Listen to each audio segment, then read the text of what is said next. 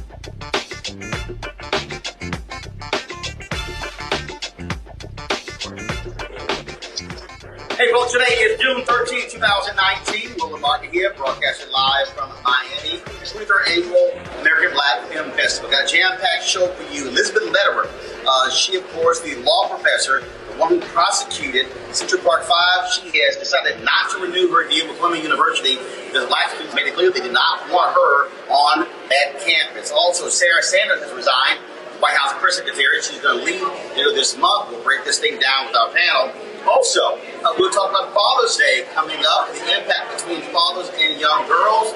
Also, folks, we'll show you last night's red carpet, Chaff, Samuel L. Jackson, Richard Roundtree, Jesse T. Usher, a jam-packed show for you folks. It's time to bring the funk. Roland Martin Unfiltered. Let's go. He's got it. Whatever the miss, he's on it. Whatever it is, he's got the scoop, the fact, the file. And when it breaks, he's right on time and it's rolling. Best believe he's knowing. Putting it down from sports to news to politics. With entertainment just for kicks, he's rolling. Yeah, it's Uncle Roro, y'all. Yeah, yeah, it's Roland Martin. Yeah, rolling with Roland now. He's funk, he's fresh, he's real, the best. You know he's Roland Martin now.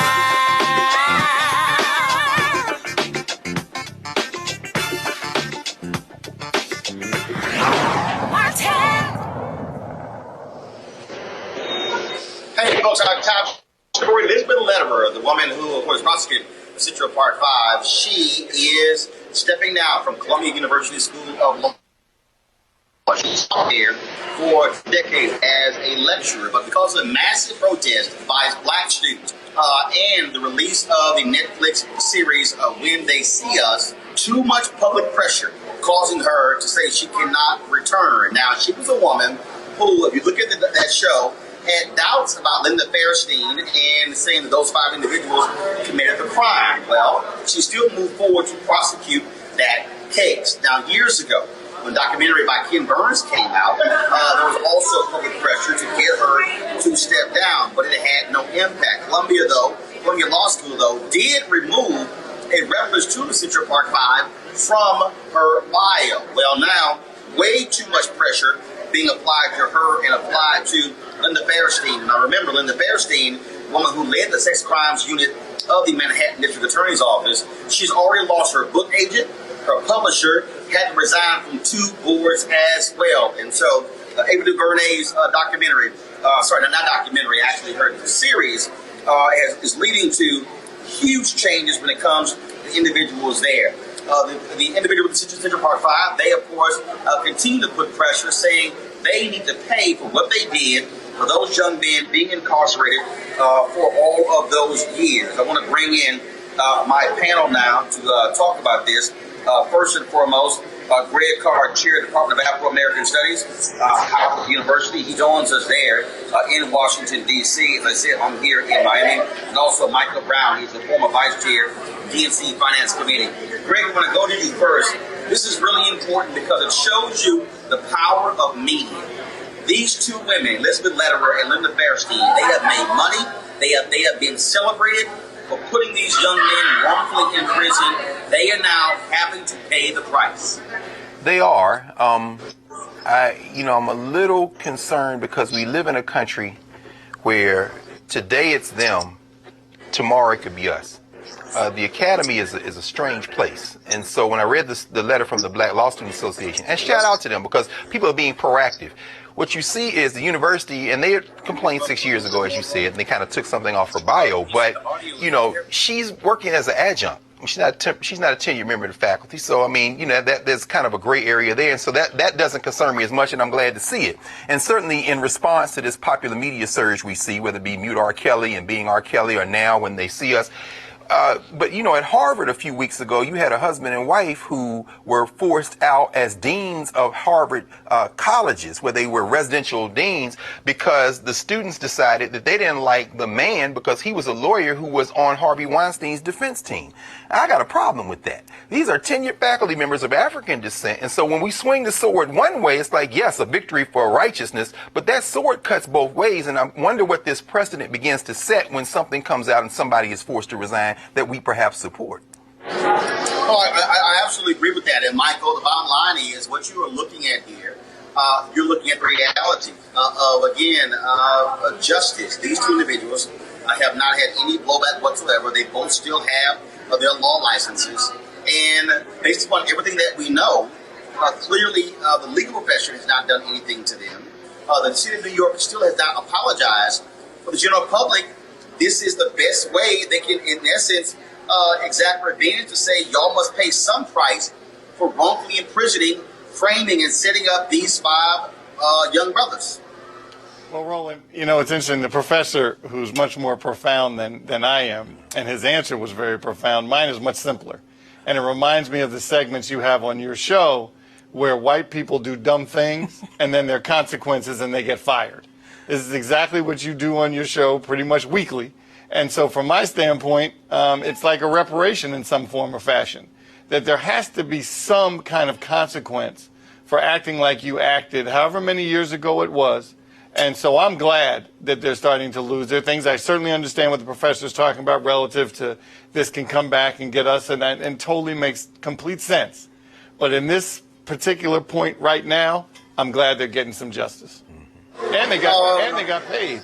So I know they got paid too, not as much as probably they should have, but at least they got something. And Greg, again, nothing has really been done against them. New York has not apologized. Now, I was seeing Tamika Mallory and seeing her social media. They are now targeting DA Vance because he accepted $28,000 in contributions from Linda Fairstein for his re-election. They say anybody who took any money from her or Elizabeth Lederer needs to send that money, give it to charity, or give it away. Now that I think is more appropriate. I think this is a great lesson in how we can wield political strength. And when it comes to the academy, or when it comes to something like that, freedom of speech, I think there may be some issues there. If I were a law student at that time, maybe I say, keep her on the faculty. I'm going to take a class and blow her up in there every day and force her to deal with it. But in the street, meaning dealing with money, dealing with votes, dealing with political formations and associations, I think Tamika and them are right on. Let's go out and eviscerate everybody politically and economically. And this is a lesson we learned from the period of Martin Luther King. The most effective weapon in the civil rights movement in many ways was either the boycott or the threat of the economic boycott. That is the Montgomery bus boycott. That shows you we can put that, starve them, because I can guarantee you one thing, and this is for sure. They're not going to starve because you got these billionaires out here, these right-wing racist billionaires that will write them a check, and that's just like what's going to happen to Sarah Huckabee Sanders. Thanks, good job for lying. Here's $1 million, go sit on the beach for a while. She's not going to be put out of doors because she lost a job, even if they have to take her next book, buy 100,000 copies of it and put it on the New York Times bestseller list and throw it in the trash. They're going to take care of their own, so it's good that we are pursuing a similar strategy. And again, you spoke of Sarah Huckabee Sanders, of course, Donald Trump today. Now she is stepping down as White House press secretary, and she's going to be leaving by the end of the month. Just the other day, there was a story where she said that she was not like being called a liar. Michael, bottom line is she's a liar who works for a liar. And my understanding, and maybe you heard the same thing today, they're starting to drop hints that they want her to run for governor of Arkansas. Now, I don't know if that's true or not. I don't know if 45 was just trying to drop it to start the conversation for her to run. But wouldn't that be a shame? And I hope whoever the Democratic nominee is absolutely wipes the floor with her and beats her badly. However, it's Arkansas. And obviously the president, 45, has a lot of support in Arkansas. So it'll be interesting to see what happens with her political career, if she has one at all. Greg, bottom line is she will not be missed. She consistently lied from that podium and cannot be trusted. And frankly, you look at Sean Spicer has not been able to get much out here. I doubt very seriously that Sarah Sanders has any credibility for anybody to pay her for her opinion. Well, I'd be very surprised if she didn't end up as a paid contributor at Fox or Sinclair. And you, of course, Roland, you know, as a deeply informed historian, really, historical journalist for sure, you know that the practice of the White House press secretary having briefings goes back to the Eisenhower administration. This woman hadn't had a press briefing in 3 months. And the tragedy is that many in the press and many who consume commercial news, entertainment media have been relieved. I think she's a magnificent liar.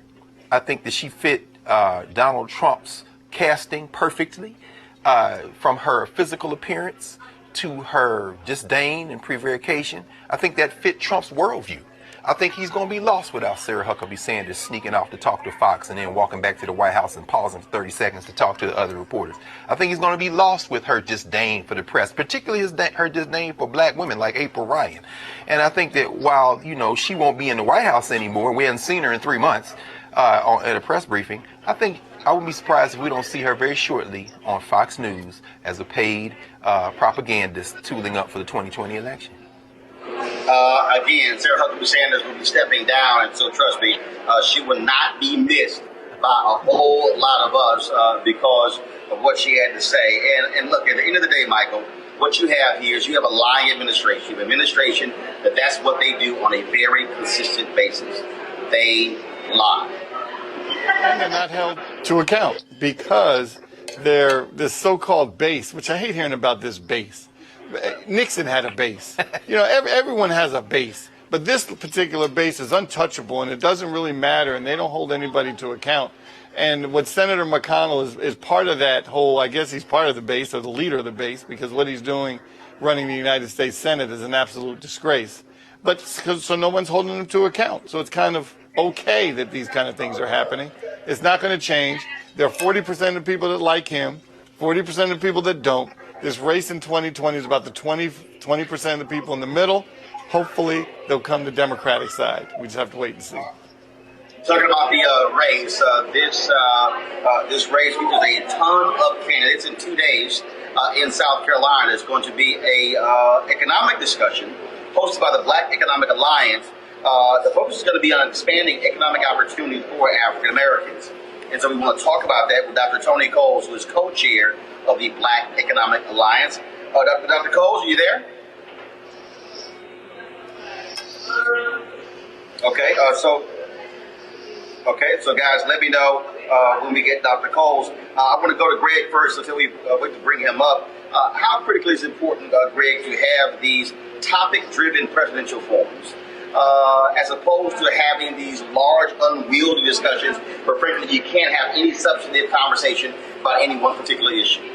Well, I think a lot of that's going to depend on the viewers. The way they've set these two up, these first two, having 9 on one night and 9 on the other night, and then mixing up the quote-unquote top-tier candidates, although how can you tell a tier, from the so-called lower-tier candidates, it's going to provide an opportunity for folks to engage in a substantive conversation. It'd be very interesting to see people who are policy wonks, who can translate fairly nimbly, like Elizabeth Warren, be in conversation with folks who have this broad kind of economic, kind of ideological agenda like Bernie Sanders, and then contrast that with a Kamala Harris or a Cory Booker. And I think in mixing that up, a lot is going to depend on how people come away from those conversations, how they assess how well they did. Now, some of this stuff is around race, some of it's around gender, and ultimately, I'm still trying to get my mind around somebody like Pete Buttigieg being in a conversation with anybody for president of the United States, or better or worse for that matter. But one thing's for sure, finally, as you come out of this first 9-person battle royale, if you ain't got no game, you about to get exposed. So I'm looking forward to this argument and this conversation. Michael? I think it'd be interesting, Roland and Professor, to see how, Elizabeth Warren, for example, is by far the best policy wonk of any one of the folks running. My bias relative to Vice President Biden and Senator Harris. However, it's going to, I don't know if Elizabeth Warren, you're only going to have like that 4 or 5 minutes to talk about your issue. It usually takes her about 20, 25 minutes to lay out her plan. Sure. And in this soundbite kind of mentality, you have to really train to get your points out in 4 or 5 minutes, knowing that you don't have 20 minutes. And so people may not get, and so if she gets cut off or tries to figure it out, so I think that's what it'll be interesting to see, and the professor is exactly right. The viewer is going to have to look and see how people come across in that 4 or 5 minute spot.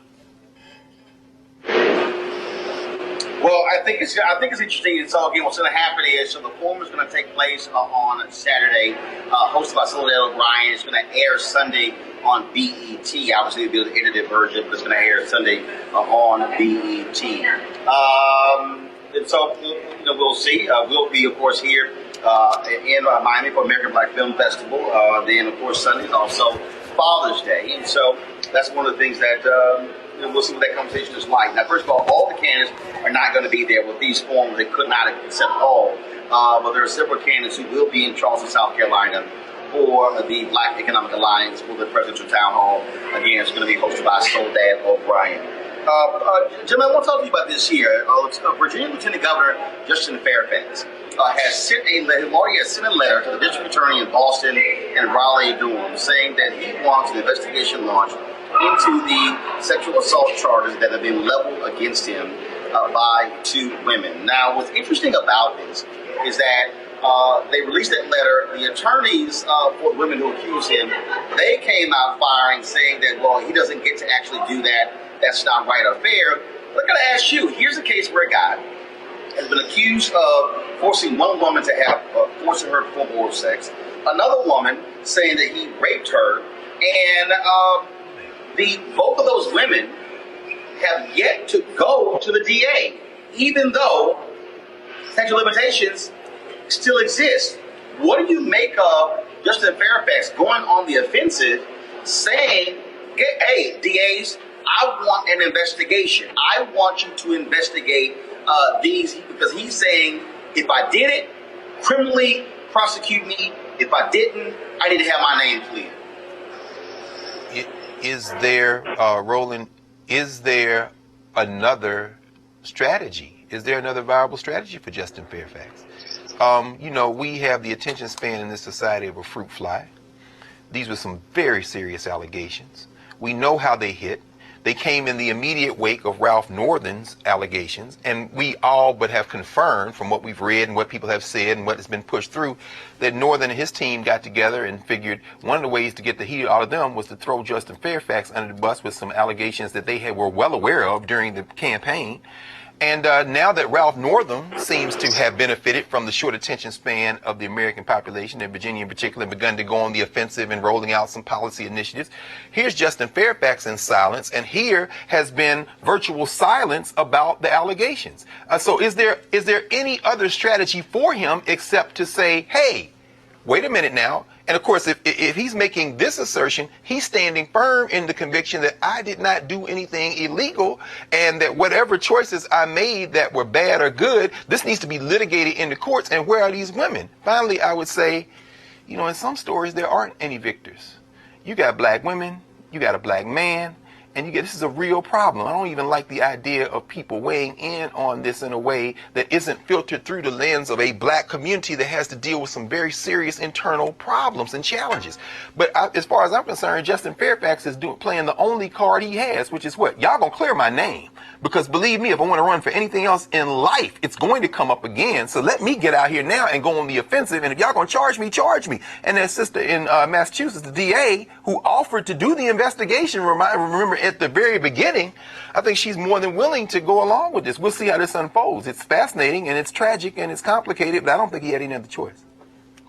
It's interesting. And so, again, Lieutenant Governor Justin Fairfax earlier called for the FBI to investigate. As Greg said, the district attorney in Boston, an African-American woman, she said if a complaint is filed by Vanessa Tyson, she would investigate. The lawyers for Tyson said she was going to meet with the DA.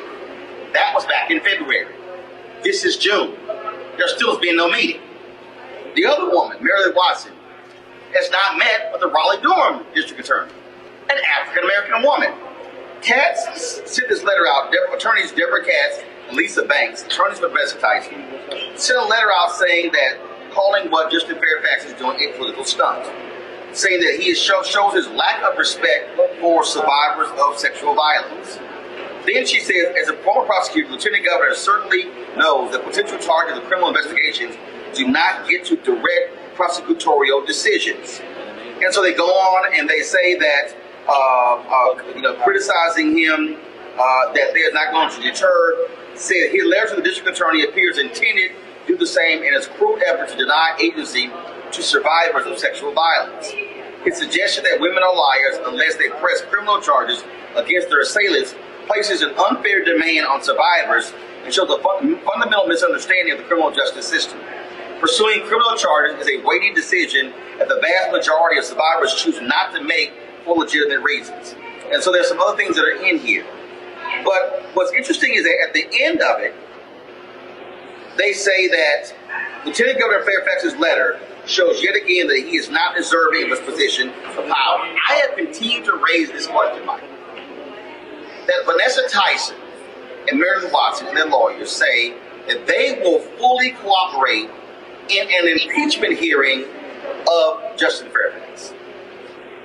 Yet, if the statute of limitations is not up, why would they not meet with 2 black female DAs to say, launch a criminal investigation? So they're critical of Fairfax, but they won't launch an investigation. They won't even file the complaint. So I'm just trying to understand, if you want justice and there's no impeachment hearing, why would you not file a criminal complaint? And what's interesting is, obviously, an impeachment hearing is a political hearing. So they accuse him of a political stunt, but they won't. And you can do both. They can say, hey, I want an impeachment hearing and we'll testify, and I'm heading up to Boston and to Raleigh. Neither of which have happened. The whole thing is very odd. So they want to come into a political arena and make the accusation, but they don't want to go to the legal track to make their accusation. Very odd, very confusing. I'm sure a lot of folks don't understand it, and that's part of the problem why the pendulum, I think, is starting to switch back. When people get accused, not that they didn't do it, and doesn't mean you don't believe the women, but that due process, when you have an avenue in a courtroom to have real due process, why don't some folks do it? I understand some folks are scared and don't want to put themselves out there, and we have to have respect for that. But just like you have to have respect for the victim, you have to have respect for the folks that are accused, because it may not have happened. Well, and I think that's where we are, and so we'll see what happens. But clearly, Lieutenant Governor Justin Fairfax is demanding his name be cleared, and so we'll see what the next step is. Folks, first of all, I'm going to go to a break. When we come back here, Roland Martin Unfiltered, live from Miami, we're going to talk about Father's Day. You know what, that day where we don't talk a lot about? Oh, we'll spend a long time talking about Mother's Day, not Father's Day. But what is the important relationship between fathers and young girls, their daughters? That's next. Roland Martin Unfiltered. You want to check out Roland Martin Unfiltered? YouTube.com/Roland S. Martin. And subscribe to our YouTube channel. There's only one daily digital show out here that keeps it black and keep it real. It's Roland Martin Unfiltered. See that name right there? Roland Martin Unfiltered. Like, share, and subscribe to our YouTube channel. That's YouTube.com/Roland S. Martin. And don't forget to turn on your notifications so when we go live, you'll know it. All right, folks, they're back. MarijuanaStock.org has another great investment opportunity. If you were lucky enough to invest in their last crowdfunding campaign, you know they raised a lot of money in just a few months investing in legal marijuana farms. Those initial investors now own shares of a publicly traded company, and of course they're excited by that. Now they have a new investment opportunity that is as good, if not better, than the last. I'm talking about industrial hemp CBD. For those who don't know, the hemp plant is a cousin to marijuana, of course, and then it has a higher concentration of CBD, which means hemp CBD gives you all of the medical benefits of marijuana without getting you high. Now, until recently, hemp farming was practically illegal in the U.S. and heavily regulated by the DEA. However, that changed with the 2018 Farm Bill, making it legal to grow hemp CBD in the U.S. and creating one of the largest commodities worldwide. They need land to grow all of the plants, and this makes for an incredible investment opportunity. And that's where our good friends at 420 Real Estate come in. Their business model is simple. They buy land that supports hemp CBD grow operations and lease it to licensed, high-paying tenants. That's right, they are hemp CBD landlords, and you can get in on the action. You can invest in this crowdfunding campaign for as little as $200 up to $10,000. All right, folks, all you got to do is go to marijuanastock.org. That's marijuanastock.org if you want to get in the game. And if you do so, do it now. All right, folks, Father's Day is coming up this weekend on Sunday. And we always talk about, of course, the importance of fathers and their sons, like fathers and their daughters. Joining us is clinical psychologist, Dr. Nick Alford. Dr. Alford, how you doing? I am doing well. How are you? I'm doing great. I have my father, got my mother, of course, one brother, three sisters. And so can you talk about how critical it is, the relationship that exists, a strong bond between a father and daughters? Oh my goodness, it is so critically important. It is imperative. Fathers are really for girls, for young women. That's the first man we fall in love with. That is the man who shows us who we are, how beautiful we are, how smart we are, all of the unique qualities that we have. And most importantly, Roland, that is the man that teaches us how men should treat us and how we should relate to men. So it is so incredibly important. And also, I think when you talk about how a bad relationship can be damaging. Look, I've got two nieces. They lived with, their mother was beaten, assaulted physically and sexually by their father, and my oldest, and they have a bad view of their father. Don't want to be around them. And as the godfather, I had to be fiercely protective of them. And I remember when he got out of prison, he wanted to reach out to them. And I asked him, I said, well, you still in the game? Are you still selling drugs? And he said, well, no, I'm not. And he said, I never was. I was like, first of all, dude, you lying to me. And I made it clear. I said, you're not going to spend time with my nieces at all. And I said, because I have to be protective of them. And so the flip side is that could actually have, that could have a negative effect and take girls years to go through and get over and deal with that trauma that was inflicted by that man. That is absolutely correct. There is some interesting research that says even an absent father for a young girl or for a boy is better than having a father who is abusive, who is violent, who has substance abuse, who cannot be available in a healthy and adaptive way. So you are absolutely correct. So, what resources would you recommend for a young father to help him and guide him through this, that prepares him for how he must cultivate that relationship with their daughter? So obviously one of the best ways to learn is by seeing, and we learn through modeling, right? And so when you don't have that, you're at a distinct disadvantage. And so what I would say to any young father who is looking to learn how to be a father or to be a better parent, just sort of writ large, is to find other role models, and we can look for them and find them in myriad places, right? In our churches, in our colleges and universities, we have professors, in our own families, right? We may have grandparents or uncles who can be role models. Our Black Greek letter fraternities. So I think there are a number of ways. There are parenting classes. Many communities and courts, family courts, have these types of classes that can help young African American men. All right, Dr. Nick Alford, we certainly appreciate it. Thank you so very much. Thank you. All right, Greg and Michael, I want to talk to y'all about this here. It really does piss me off that we spend so much time and energy around Father's Day. Greg, people could be literally in Australia or Thailand, and they will kill themselves to get home for Mother's Day. But they could be in the same city, in the same state Father's Day. Yeah, man, I'll see them come Thanksgiving. That's true, brother. Mother's Day was created in Philadelphia, really. John Wanamaker department store. It's almost like a marketing kind of thing. It kind of emerged. And Father's Day came in many ways as a response to that. But we know in our communities, and I agree with what Dr. Alfred said,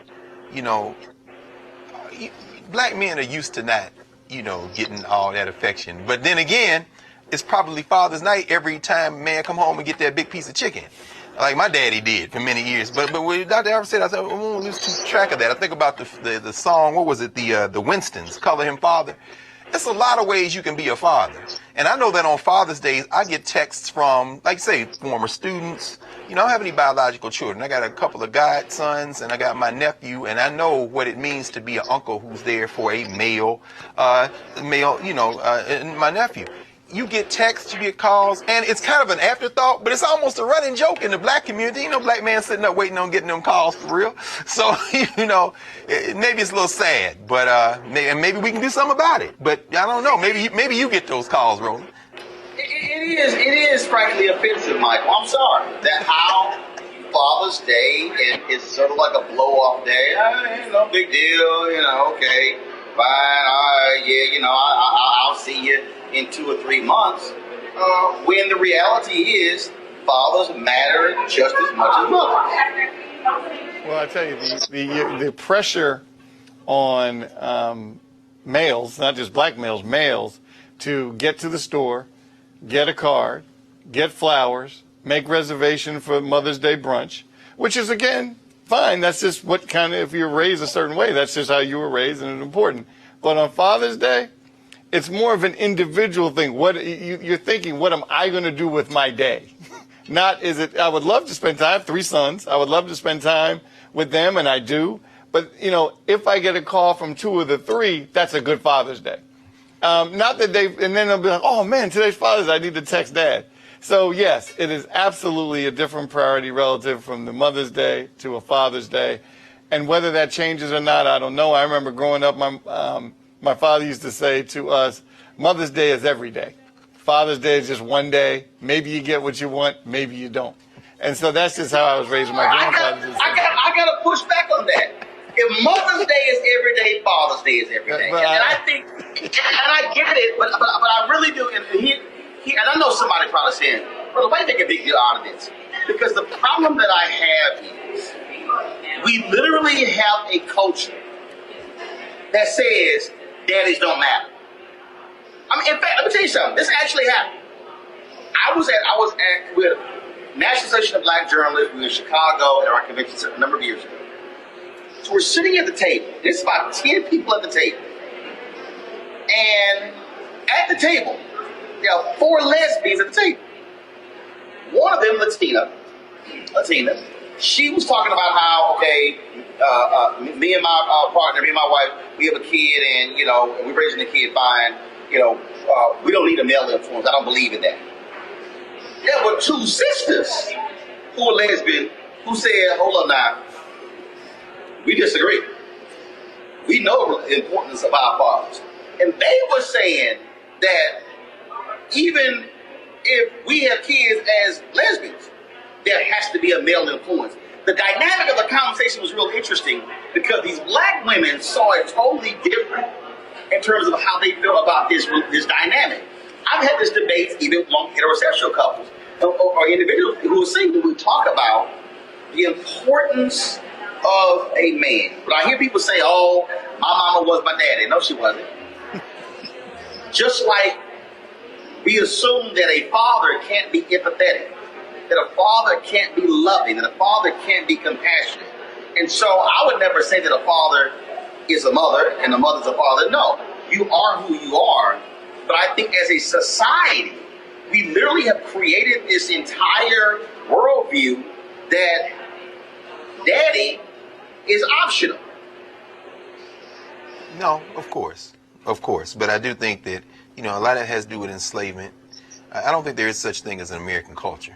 There are many different cultures in this state we call America.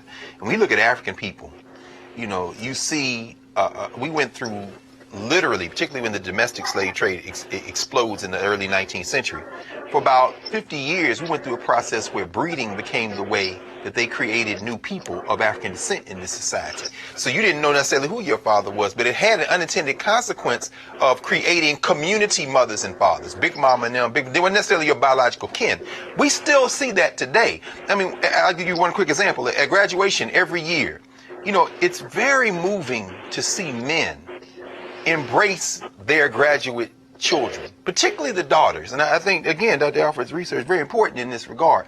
when you see these sisters who may not have grown up with their biological father, but then here come their uncles and here come their grandfathers, and you see the pride in these men. There's a certain energy when you get a bunch of men in a circle, the same way as this when you get a bunch of women. But when you see them come together in those moments of celebration, no one can say that men and fathers are not important if they've ever been in a space where you see the interaction of that energy in our communities that were attacked biologically, but then it expanded our definition of mother and father. So no, that's probably why those two sisters pushed back. They know what it means to have somebody who's in the father role that may not be the biological parent. And that's the thing, Michael, that look, I don't have biological children, but I've raised 6 of my nieces. I have 9 nieces, 4 nephews. I've raised 6 of those 9 nieces, off and on, literally my entire marriage for the last 19 years. And the thing that's interesting, when you talk about that dynamic, when my sister and her 2 children, one was 5, one was 2, came to live with us, my wife and I only married about 6 months. And I was intentional in terms of how we interacted. Now, here's what's very interesting. My nieces couldn't stand when we were affectionate to one another in front of them. And I was like, well, first of all, get the hell over, it's my house. But the reason I was intentional is because one worldview, they saw a black man being physical with their mother. I needed them to see a black man being loving with his wife. I needed that to be corrected. And so when I took the job of the Chicago Defender, it was a hard decision because those formative years, 5 and 2, I would be away. And so in the household, it would be my sister, my wife, and then my 2 nieces. I was serious about the role, that male influence, and the role that we play. And so that's why, for me, it is deeply embedded in my psyche, in my worldview, the value and the importance of that man, and obviously from a perspective of a son. But I also see it in terms of fully accepting my role as a godfather. Because I tell people, a godfather does not mean that I'm there to give you birthday gifts and Christmas gifts. It literally means that if the daddy ain't doing his job, I am to step into the gap to serve that same role. And I don't know if it's society or a much smaller part of society within your own home of how the dynamic is and how you're raised relative to affection from men. Now, I was raised in a family where the men were very affectionate. I mean, the day I went off to college, my father and I were still kissing each other and hugging each other. And that's just how we were raised. It wasn't abnormal. But when some of my friends would come over and they would see how my father and I interacted, they were like, wow, you guys, that was like, yeah, that's how, but that's not how they were raised. They were raised in it, not that it was wrong, because you can't certainly judge anybody on how they're raised. It's just different. And not right, and it doesn't make it wrong or right, but I was just raised, we were just very affectionate. So with my kids, who were 3 sons, but now they're at the age, they're like, Dad, please, please, please. But when they were younger, they knew that Dad was going to kiss them goodnight. They knew when they went off to college, I was going to kiss them goodbye. Okay. So Michael, when your son say, Dad, please, please, please, what's your response? I don't give a shit. I still grab him, hug him, grab him in the neck, and I give him a kiss on the cheek. There you go. And see, Greg, that's how I roll. All my nieces and nephews know. You walk your ass in the house. I don't speak to my brother or my 3 sisters. Your ass gonna hug me.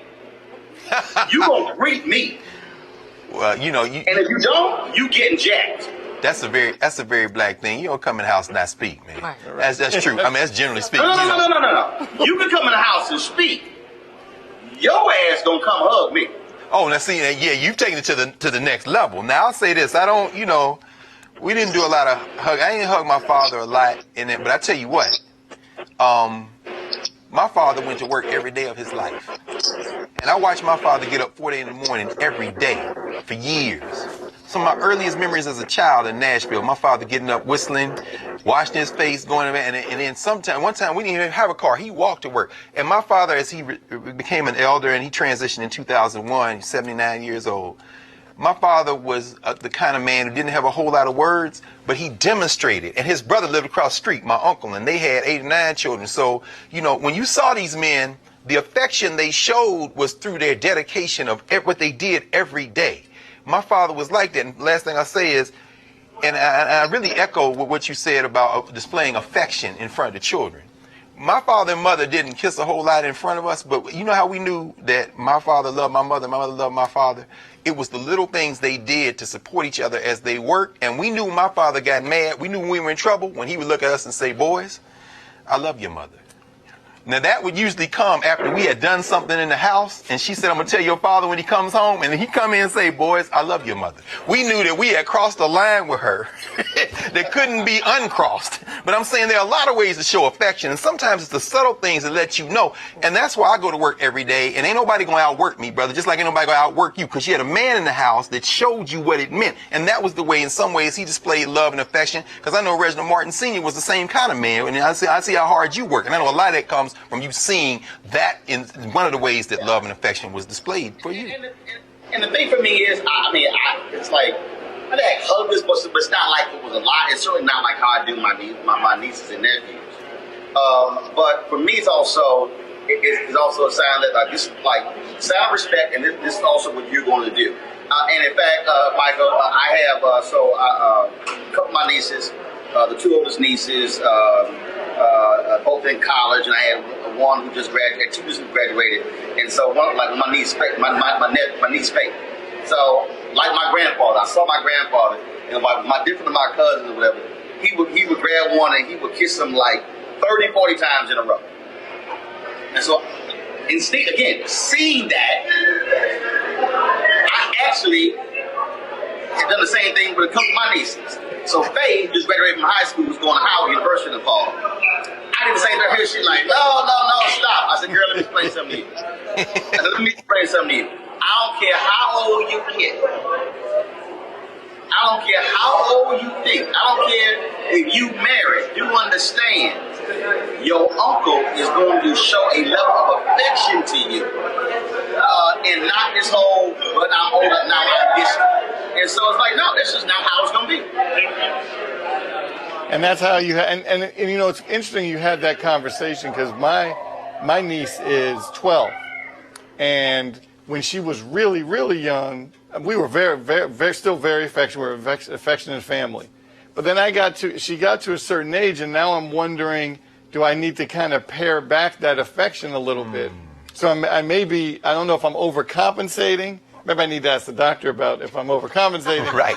or not. But it sounds like maybe I need to have the conversation you had, which is, hey, I don't care how you look, how old you are, who you're dating, who you're going to the prom.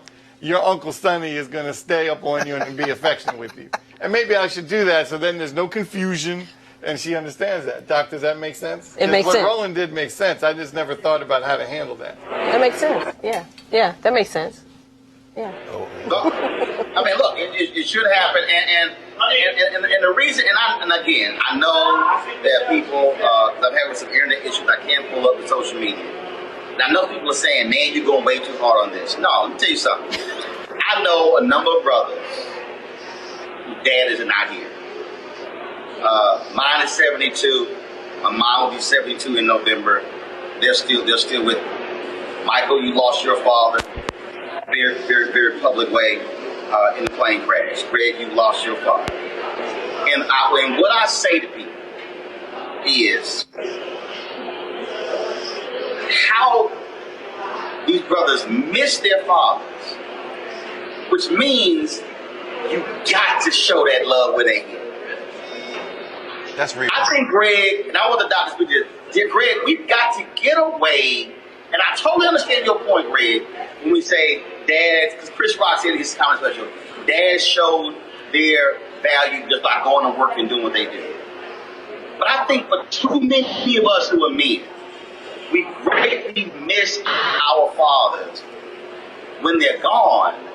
But because of this manhood code, we didn't want to show that affection and how much they meant to us when they were alive. And to me, that's not smart. No, that's real. I mean, I'll give a very quick example. There's a brother who's on faculty at Morehouse College. He taught at Fordham University, City College in New York for a number of years. And for the years when I first met him at Temple University, he was actually on my dissertation committee. His name is Nate Norman. He retired from Temple and moved to Atlanta and then went right back to work. We all call him Pop. He is known all over the world as Pop.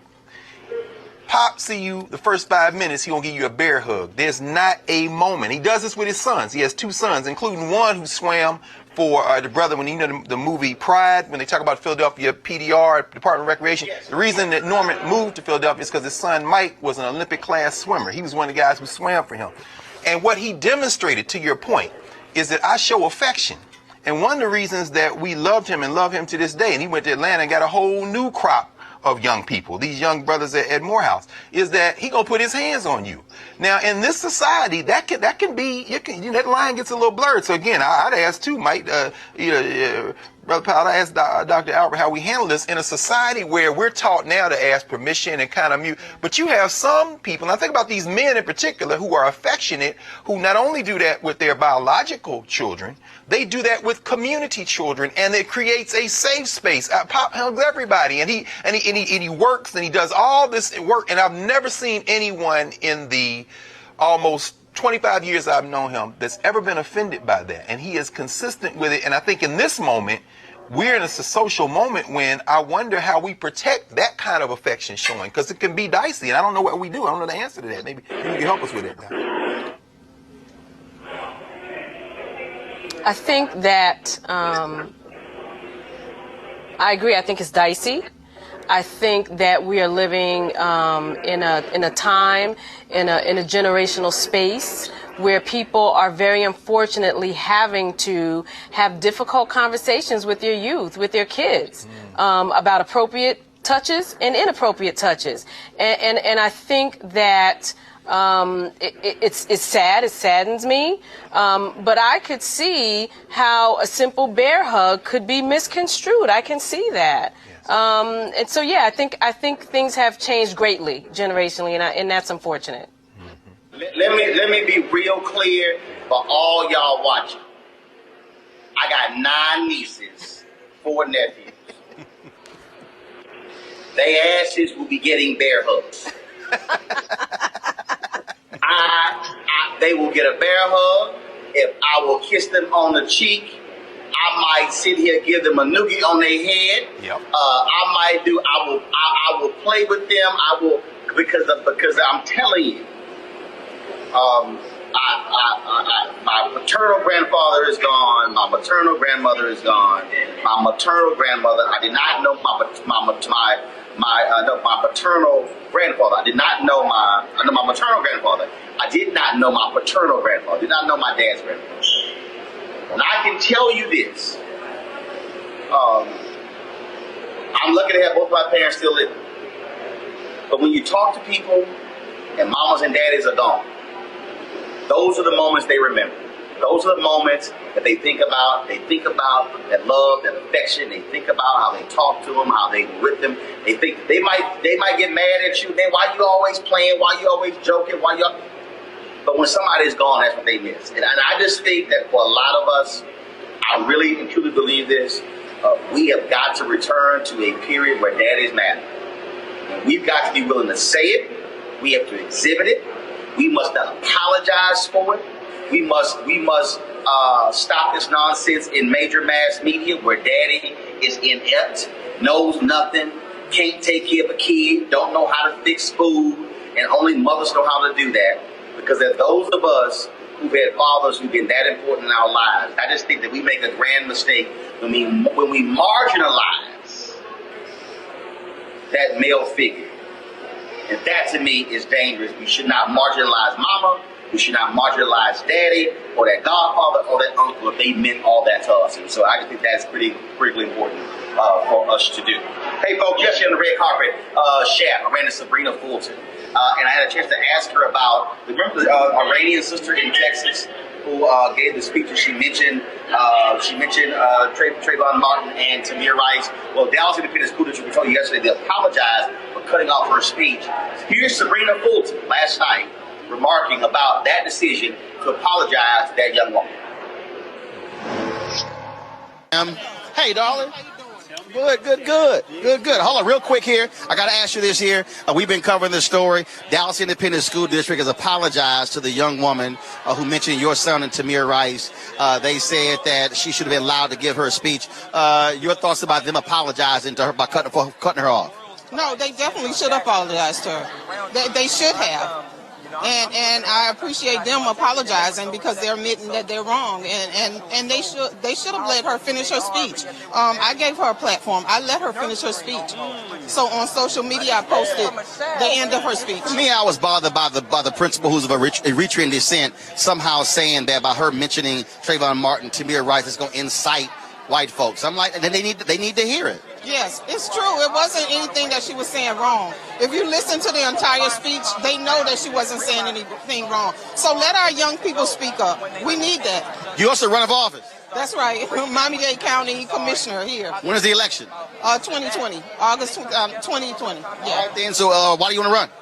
I want to run because I feel like I can be a voice for the people. And so I'm a people person, so I feel like I can give back to my own community. All right. Always good to see you, darling. Okay, good. All right, you take care. Thank you. You too. All right, then. All right, then. So it's great to see Sybrina Fulton there on the red carpet. And certainly appreciate all that she's doing. First of all, I want to thank Greg and Mike for being on the show today. We're going to end the show, folks, last night from the red carpet. We, of course, broadcast last night. Shaft premiered here at the American Black Film Festival. And we had a chance to catch up with a whole bunch of members of the cast.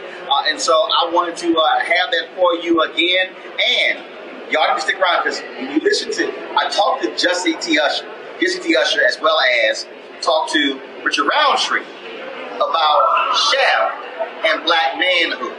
Y'all don't want to miss this. And so we're going to go ahead and play it in the show. First of all, folks, I'm here in Miami.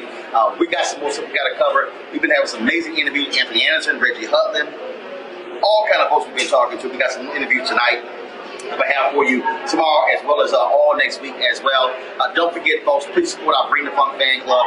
Every dollar you give goes to support this show, to make this show possible, to allow us to be able to do what we do here, be able to broadcast remotely, be able to bring you stuff that nobody else is doing. We talk about this all the time, Greg. Bottom line, there's a lot of people here who are shooting stuff. But look, there's nobody else broadcasting live. There's nobody else broadcasting live from the red carpet to our audience, because we're about showing you black excellence in all ways. That's why we do Roland Martin Unfiltered. So please go to RolandMartinUnfiltered.com. Sign up today for our Bring the Funk fan club. You can use Cash App, PayPal, Square. We got all of that once you support us. So we're going to close the show out right now. Again, here is the red carpet last night. Shaft, directed by Tim Story. What's up, man? What's going on? I don't know, man. You all good? I'm trying, man. All right. Well, first and foremost, to be here, Shaft is premiering, but we don't have John here. It's got to be bittersweet. It is. It hurts my heart, man, because John and I talked. He said, "Tim, do your thing. Make sure it's your own." And it's like, that's a little pep on the back. Went out and did it, and I think he would have really loved this, because we have a little bit of his footage in it, and we used some of his dialogue. I mean, we really gave it like a John wink wink, and it hurts my heart that he can't see it. Now, I got to ask you this here. Folks have been losing their mind on my social media pages because they think the trailers have been too funny. And I'm like, y'all, Shaft, it was always funny. So I'm like, why y'all, folks have been really tripping. Well, that's the thing. Look, we gave it some entertainment. We gave it some humor. But look, we never disrespect Shaft. He's just as cool as he's ever been. It's a lot of ass whooping. Oh, it's a lot of ass whooping. He takes some people out. So if you're worried about whether it's edgy and Shaft-like, it is, but we also give you like a lot of humor. All right, then. So tell me about Jesse T as the next in line. Jesse T. Usher is the next in line. He doesn't start off where you might think a Shaft might start off, but he gets there in the end, and he'll make everybody proud. And he's such a great addition to this Shaft franchise. All right, baby, always good to see you. Always. Keep doing your business, Doc. Thank you, man. All right, absolutely. Okay. Appreciate it. How you doing? Y'all good? How you doing? She walks up, she's like, hey. Because I know you. It's like you look like people in the grocery store. They look at me and go, Hey. they go, hey. I'm go, how you doing? I'm doing good. How are you doing? I'm doing good. So first of all, let's talk about this film. A lot of folks are hyped for it. It's amazing. It's like, this is crazy. So unexpected. Like, I knew it was going to be a huge deal, but this is much more than I thought it was going to be. Well, what you also have going on is you got, and a lot of my people on social media have been really tripping. They're not happy with the comedy in the trailers, but I keep saying, but if y'all go back and look at the previous chefs, they were all funny. There were funny lines in the movie. Yeah, I agree. I mean, there was always that kind of humor, and this is just sort of taking the humor to a different level, which I think is really necessary, and add something completely different to the film. And it's just funny and fun. So I think there's enough for people to be satisfied with. They're going to really like it. Well, I was on a plane, and I was coming here, and I had my iPad, the previous shaft, and so when Samuel L. Jackson was beating Mookie, or whatever, boy Malik, whatever, who's in the ring, I was laughing. And I know it wasn't a funny scene, but I was cracking up on the plane, so I don't know why people are tripping. That says a lot about you. I'm just saying. Hashtag team whip that ass. I was laughing. Hashtag go for it. Hashtag I get to wheel the bat, so, I'm good. Well, look, we're looking forward to it, and of course, you got to work with some great people. Yes, I did. I mean, that's like working with Sam is a dream. He's an icon. He's a legend, and that kind of stuff is what we hope for in this business, to get to work with people like him. All right, then. Well, I got a chance to play golf with him, and so Yes. Everybody gets to play golf with him. Come on out. Grab the club. Let's go. Except I don't play golf. But I could play golf if I wanted to, I guess. You can putt. Don't matter. Drive the cart. Play the music. No, I don't putt, and I don't drive the cart. Okay, but you have to putt in golf because when you get to the green. Now, right? That was Benny. Yeah, but you got to putt. I know. See? That tells you how much I know about golf. See? Well, so, okay, you come hang with us, but, all right, just play the music. Okay, you got it. I'll do that. Lots of salsa music, blaring. Oh, yeah, I got 10,000 songs on iPod. We good. We're good. What's good, senior? Looking forward to the movie. Thank you. You'll enjoy it. You'll enjoy it. All right, then. Thanks a lot. I appreciate it. How's it going, brother? How are you? You all good? Yeah, I'm maintaining. I watch you on the YouTubes. Well, we try to give him a little help. I like your little round table too. The red bone sister with the glasses, very informative. Red bone sister with the glasses. Yes, older lady. Oh, Julianne Malveaux. Yes, sir. Yes, sir. See, when I tell her that, she gonna be hyped. I'm an admirer, man. She speaks very well too. Well, man, look, we were looking for this. We gotta have you on to talk some stuff. I would love to come on. I'm gonna get your information when we go inside. I appreciate Real you. quick, Yes. this movie here is a lot of testosterone in this movie. Yeah, it is. But what you gonna get is Shaft, and now you got 3 generations of Shaft. Oh, the innuendo alone, right? Are there enough women in the movie for all those chaps? I think Regina Hall holds it down for the majority of women. We don't need to see no more except her. All right, then. That's what's up. Man, good seeing you. Good to see you. I'm looking forward to it, and then we'll connect a little bit later. All right, Okay? Roland. All right, baby. Here we go. I told you. Baby boy, what's up? What's going on? First of all, how you come out here doing Shaft looking like one of the 5 heartbeats? Yo. I feel like that era is kind of synonymous, you know what I mean? I could just channel that era and be on point. I ain't know whether to say 5 heartbeats out in the table for 4. Oh my gosh. Nah, 5 Heartbeats was right. The 5 Heartbeats was right move. I tried to get your look a little bit, you know what I'm saying? I knew you. Well, see, that's an ascot. Yeah, I needed the ascot. I ain't get one. Should have called a brother. I should have. I knew you got plenty of them for me. I know you had plenty of them for me. Next time. Well, see, I don't wear it down here because, see, I figure I'm on the linen. No, I can wear it when it's hot, but I'm going to hit the linen. Oh, yeah. No, see, you did the right thing. You did the right thing. The pink linen's a good look on you. Although the ascot is your classic. Right. But so I'm going to bring it back out because, see, I set it down because folks were expecting it, and I can't have folks expecting it. You're absolutely right about that. You got to shake them up sometimes. I hit them with the African stuff at Essence Fest last year. They lost their mind. They ain't know what to do. Don't buy it. So, baby, what's going on, my man Richard Roundtree? Is he a worthy heir to the Shaft mantle? Wow. Yes. Wow. He's got the last baton. He's got the last leg. It's on him. Now, bring it home. now, I got to ask you this here, because somebody will be 77 next month. Yet when he walked into the room, all the women will still, I mean, does it make you feel a little inadequate when you like, Heck no. This is Shaft right here. This is the original Shaft. Absolutely not. It would make me feel less than coming onto this project if that didn't happen. But the fact that it does, it makes me feel even better. This young brother can hold his own. I'm so proud of him. Thank you. To see the way he evolved and handled his shit. Go ahead. Don't worry about it. My show's called Roland Martin Unfiltered. We can cuss. I own it. Perfect. To see him handle his stuff and his transition was a beautiful thing to watch. And my son overseeing what he was doing, and then the two of them learning from each other from different points of view, the millennial and old school, and I just sat back and watched. Now, I'm going to have him tell this story, because I tell this story all the time, where your daddy told you. I use this in speeches all the time. Because you used to be bothered with people calling you John Shaft, and your daddy had to let you know something. Tell everybody what your daddy told you. He says, son, a lot of people leave this earth not being known for nothing. Shut up. Sounds about right. Sounds like something my dad would have said. And ever since then, you've embraced John Shaft.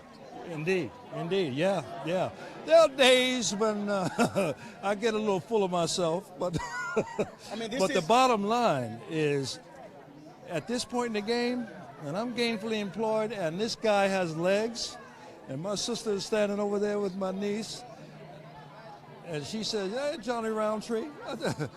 Oh, all right. It's all good. Good. Father's Day is this Sunday. Hello. And I want both of y'all to speak about this. Shaft for me has always been about black manhood. Cool, confident, smart, sophisticated, sexy. And that image is important to have that kind of brother on the big screen. Absolutely. No, 100%. I agree with you. You know, when we talk about black excellence, we talk about manhood, we talk about father figure, questionable, but at the same time, this film clears all that up. And what you get to see is the three generations of that same character come together and find common ground and create a man in this new generation of millennials. Kind of teach him what it means to hold that level of respect and community. You know what I mean? Which is something that we can argue is missing in today's young men. So it's nice to see the older gentlemen come in and clarify that and teach him that there's something that you need to take from the generations before you. I think he pretty much said it. The difference, what I would add to it is where we come from and all the history and being a man and passing that on to the younger generation.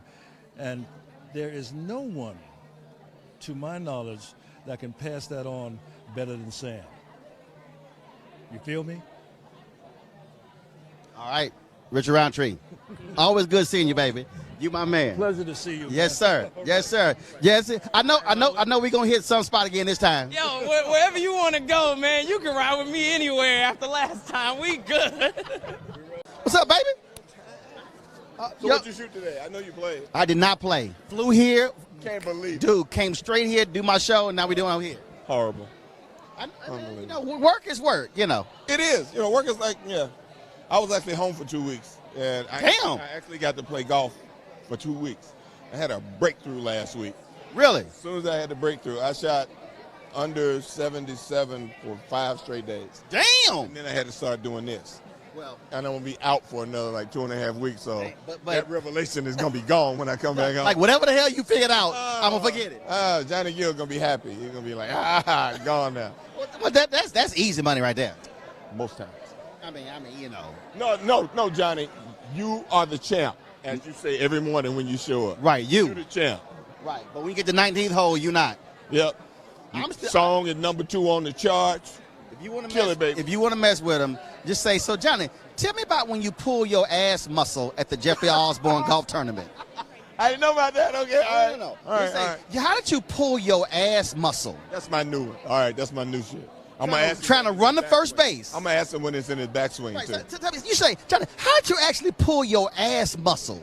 You want to talk about the movie? Yeah. Have you seen it yet? I have not seen it. That's what I'm looking Oh, forward you to. gonna watch tonight? Yes. Oh, awesome. Okay. Yes. First, okay, you got to answer this here. All these people on my social media page have been acting a fool saying it's too much comedy. I keep telling everybody, y'all, all of the shafts have been... right now? There's never too much comedy for the times we're living in right now. Believe me. Anything that gets you out of your head and out of what's going on out there for even an hour and a half, 2 hours, laugh and have fun. Sorry. What's too much comedy in the anyway? last shaft. Well, there's always humor. Right. I was funny when we need to be funny, and things happen that are funny. Jeffrey was hilarious. Jeffrey killed it, and you got to have a good bad guy to have a good shaft. The shaft get more ass in this film than the last one? Yes, immediately. I made sure. Because the last one you talked. I was not a sex machine for all the chicks. You were talking. I wasn't a sex machine for none of the chicks. You were flirting last time. What is that? You What were is like- that? it was like Do you want intimating. do you want the LD or do you want to be held? Can you come by? I'm open Monday, Tuesday, every other Wednesday. John wrote that, and I'm telling you, it's my duty to please that booty was the corniest thing I'd ever read in my life that somebody wanted me to say, and he said, "You can make it work," and just walked off. So I'm stuck with it, and people loved it. There you go. So it wasn't that corny. So he knew. There you go. Man, always good to see you. Thank you, bro. All right then. My pleasure. Always, Enjoy this y'all. movie. I'll send Sam a text. He'll be like, "Oh, I'm in Italy. I'm in Uzbekistan. I'm gonna be in Italy Saturday." See, I told you. Yep. Tell the wife hello, man. I will, bro. All right, baby. All right.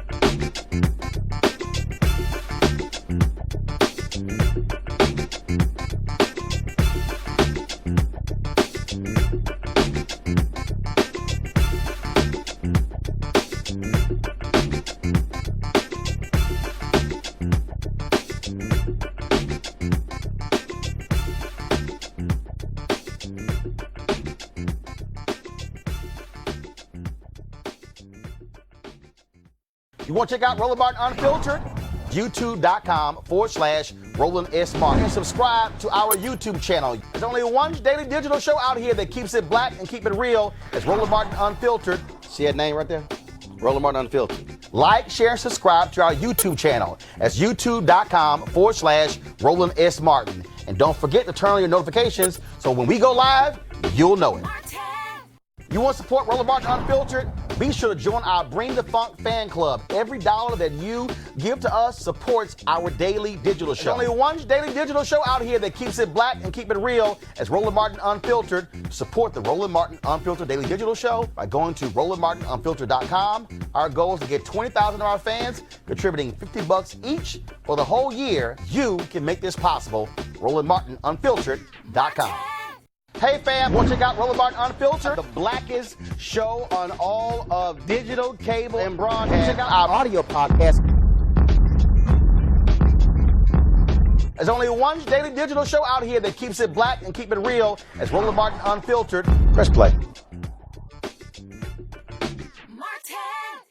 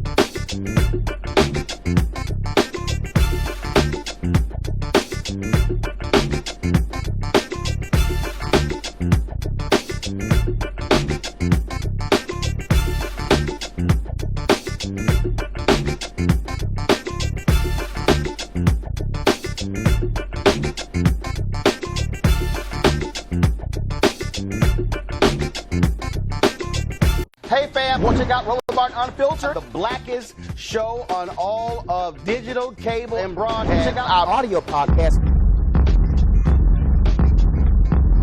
There's only one daily digital show out here that keeps it black and keep it real. It's Roland Martin Unfiltered.